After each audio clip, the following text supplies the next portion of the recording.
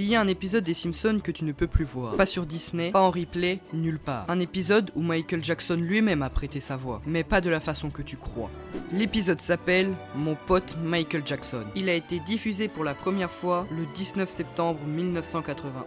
C'était le premier épisode de la saison 3. Et personne ne s'attendait à ce qui allait se passer. L'histoire commence avec Homer. Bart a jeté son bonnet rouge dans la machine à laver. Et toutes les chemises d'Homer sont devenues roses. Obligé d'aller au travail en chemise rose, Monsieur Burns le déclare immédiatement anarchiste dangereux. Homer est envoyé dans un asile psychiatrique. Et là, dans sa chambre, il rencontre un homme, un grand type qui lui dit: Qui tu es? Je suis Michael Jackson des Jacksons. Et moi Homer Simpson des Simpsons.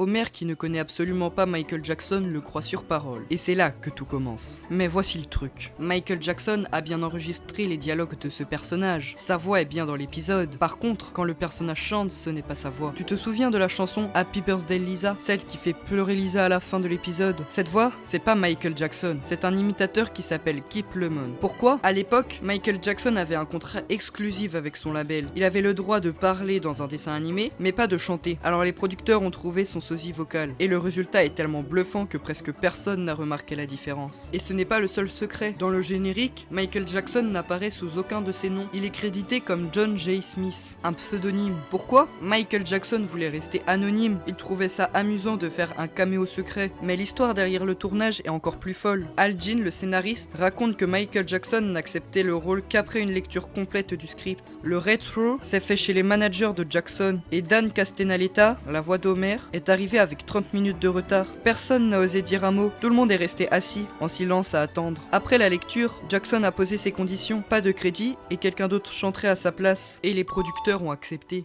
Avant de continuer la vidéo, petite pause rapide. Si tu fais des vidéos YouTube ou même des shorts comme moi, j'utilise un outil qui m'aide énormément au quotidien pour analyser mes performances, trouver des idées et optimiser mes titres, miniatures, scripts, et cet outil, c'est vidIQ. Ça me permet de comprendre ce qui fonctionne vraiment sur ma chaîne, d'améliorer mes vidéos beaucoup plus rapidement. Si ça t'intéresse, je te mets le lien dans la description, mais bon, on reprend. À la fin de l'épisode, Leon Kopowski révèle la vérité à Bart.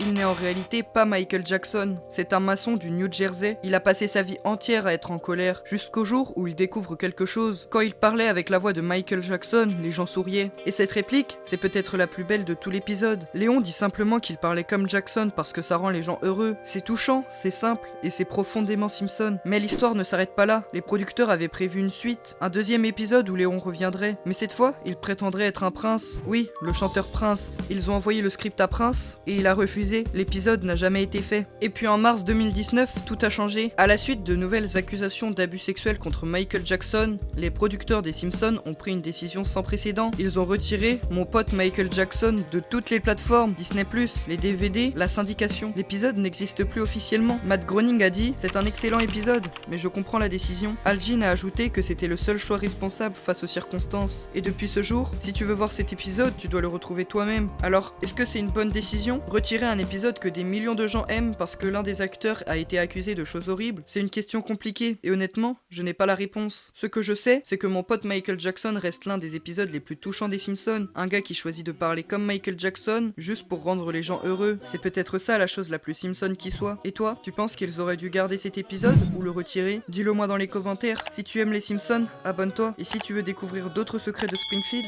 la prochaine vidéo est encore plus choquante. N'oublie pas, le lien de vidIQ est en description.